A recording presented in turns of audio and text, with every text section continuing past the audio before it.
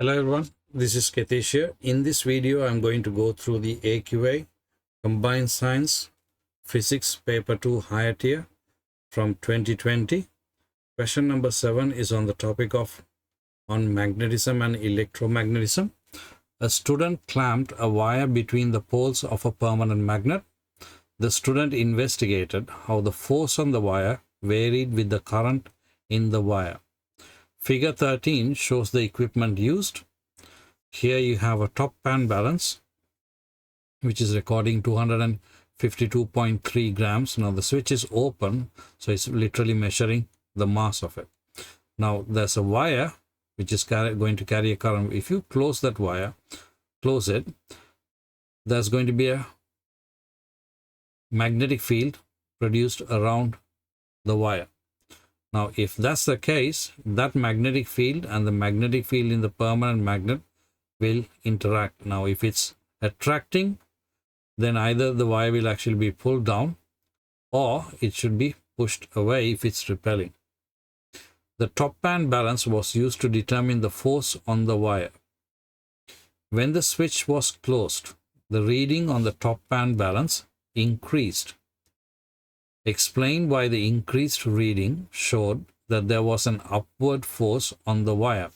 So if the reading increased, that means there is a downward force. That's why the reading would actually go up. Why would that indicate there's an upward force on the wire? So how do you know that there's an upward force? According to Newton's third law, every action has an equal and opposite reaction. So, the downward force on the balance increased.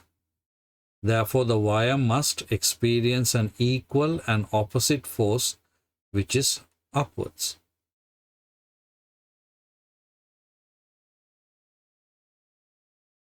Question 7.2. Table 3 shows the readings on the top pan balance with the top switch open and with the switch closed. So here you can see the difference in the mass. With the open switch it's 252.3 and when it's closed it's 254.8. So you could work out the difference in the force. Let's try that out for fun.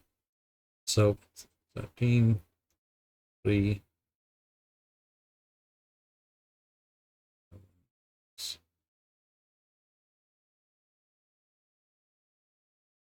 oops, sorry.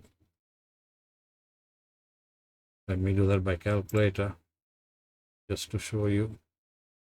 So 254.8 minus 252.3, that's 2.5. So let's trying to do it the other way around. So that's 2.5 gram difference. Explain how the values in table 3 can be used to determine the force on the wire. Now the difference is the mass, and how would you work out the force? When you can use W equals mg. So if you multiply this 2.5 times 9.8, that will give you the force. So here you're trying to describe it, you're not actually trying to calculate it. So calculate the difference between the two masses readings. That would be 2.5 grams. Convert the mass to kilograms, which I didn't mention it over here.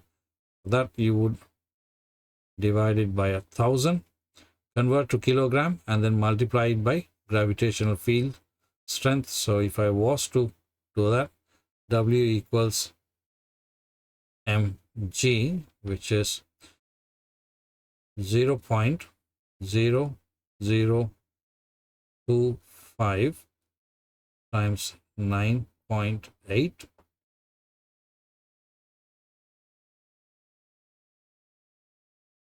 .0025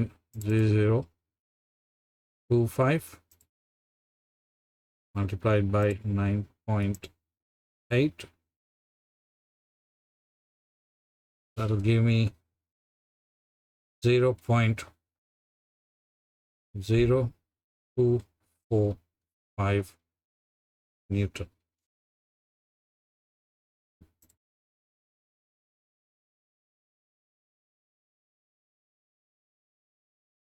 Next part, 7.3. The student varied the current in the wire and calculated the force acting on the wire. Figure 14 shows the results.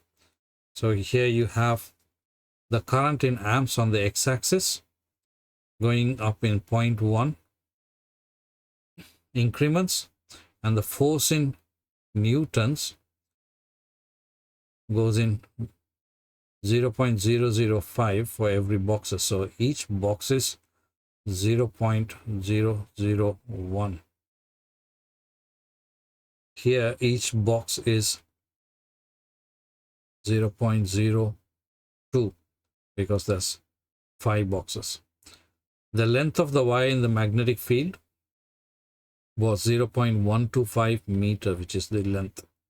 Calculate the magnetic flux density, which is going to be B. How do you calculate the magnetic flux density? Magnetic flux density can be calculated using the equation, let's say F equals BIL. This equation can be found in the equation sheet. Now, because we are trying to use the graph, we are not going to take just one value for the force and one value for the current. We are going to find the gradient. So we can find the gradient using this line and that as a triangle. So that's my y value, that's my x value. Y is the force, x is the current.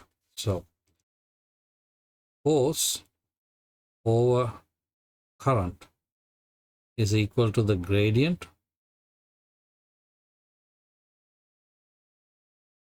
So gradient is the maximum value on the top here is 0.0210, and that's obviously 0. Here you're starting off at 0.02, and here it's 0.7. So the gradient is going to be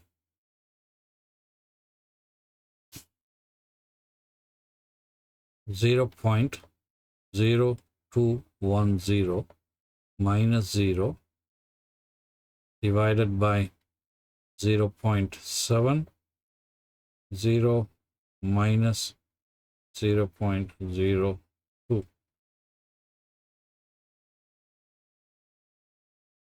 And that gives me 0.031. So 0.031 equals, which is F over I. So from this equation, F equals BIL. F over I, which is the gradient, equals the magnetic flux density multiplied by the length. So BL 0.031 equals, let me bring that up a little bit. The magnetic flux density is what we are trying to find, multiplied by the length, which is 0.125. So magnetic flux density is 0.031 divided by 0.125, and that gives me an answer of 0.25 Tesla. That brings us to the end of question number 7 and the end of the paper as well. Thanks for watching. I will link the playlist for the 2023 paper at the end of the video. Thank you.